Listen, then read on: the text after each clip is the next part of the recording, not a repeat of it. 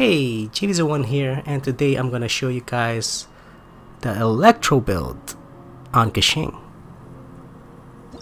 Remember, it's all about the combos on your team. If you have the right combos, you'll do insane amount of damage, alright? Well, enjoy this one.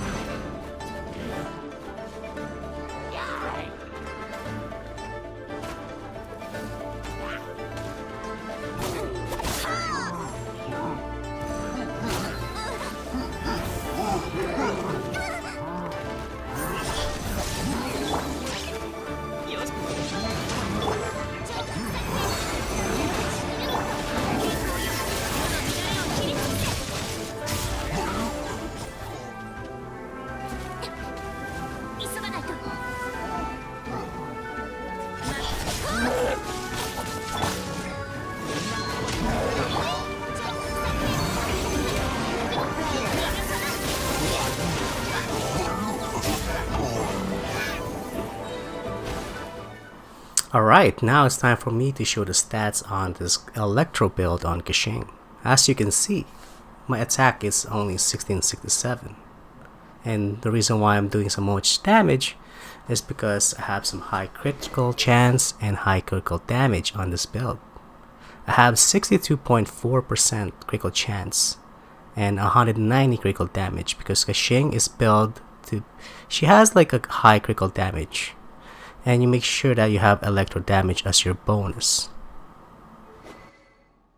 The weapon I'm using is the black sword. I know people will disagree why this is the best weapon for it. I mean, I don't have 5-star. I mean, 5-star is the best one, of course, duh. But Lion's Roar, you can use that one too, but the problem about Lion's Roar, it has attack percentage instead of like critical chance, right? But if you don't have either of those things, you can use the flute.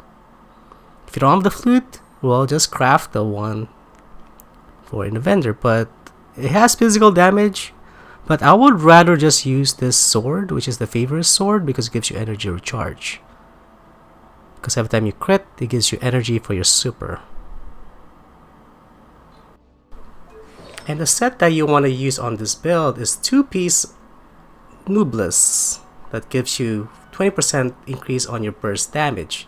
And you want to have that 15% electro damage by using the Thunder Fury, which is I don't have it yet. Even though I don't have it, I still do a lot of damage. So what I choose on my other artifacts is that has high critical damage and high critical chance. And the other two that you want on your artifacts, on your substats, is you want attack percentage and energy recharge. Because remember, energy recharge, the higher the energy recharge, the faster your burst damage will refill. So since I don't have 2-piece Thunder Fury, which gives you 15% electro damage, I'm just using a random one. But if in the goblet, make sure that you have electro damage. It doesn't matter if your substat sucks, just use it anyways because it increases your damage by a lot. Circlet is critical damage as your main stats, if only using a black sword. So if you don't have a black sword as your weapon, you use a critical chance for high crit rate. I got 0 constellation in my Keqing, so if I have more, I'll do more damage. But to increase more damage on your Electro, you must level up the Stellar Restoration and Stalwart Ward, because those two are must leveled up. And I'm showing you guys the materials that it costs, so you can get ready, you can save up if you're ready to roll. I don't know why I'm showing this, but just in case that you want to know, there it is. Alright. Try to get Bennett in your team is because he's the one that giving the most damage increase on my Electro build. I put 4-piece Noblesse set on him to increase my damage or my party damage by 20% for 12 seconds when he's using his elemental burst attack. And the reason why Bennett is so good is because of this burst damage or burst attack called Fantastic Voyage. It increases your damage according to his attack or base attack. As you can see, 90% of that base attack will added to my attack. So that's why you need Bennett in your team to increase your attack bonus. And make sure you have energy recharge on your ability. But I'll make a different video for Bennett. And for Sucrus, make sure that she's using the blue catalyst that gives you 48% attack bonus. And the set that I'm using is of course the Animo set, right? This is the team that I use in my Electro build. But having 2 fire elemental on your team, it will give 25% attack bonus as a passive. But you can use any catalyst user, such as Mona, Lisa, even Barbara. Barbara is a good one just in case that you don't have Sucrus. Even Mona, if you don't have those girls. As long as they're using Catalyst, because remember that it gives you 25% bonus. But just in case that you have Sucrus, I would recommend Barbara because she's a water element, because you just like pop it and you get that water element around you. So that's the passive skill, which just gives you 25% if you have 2 fire elemental in your team. This is the food that I'm using in this video just to showcase the damage. And you can easily get this one. I'm pretty sure everyone has this one, but just in case you don't have it, you can get it on top of that mountain, the very top one, the floating island. But if you want the cheap version, you can just craft a jade parcel. It's pretty much like a close for being a 5-star.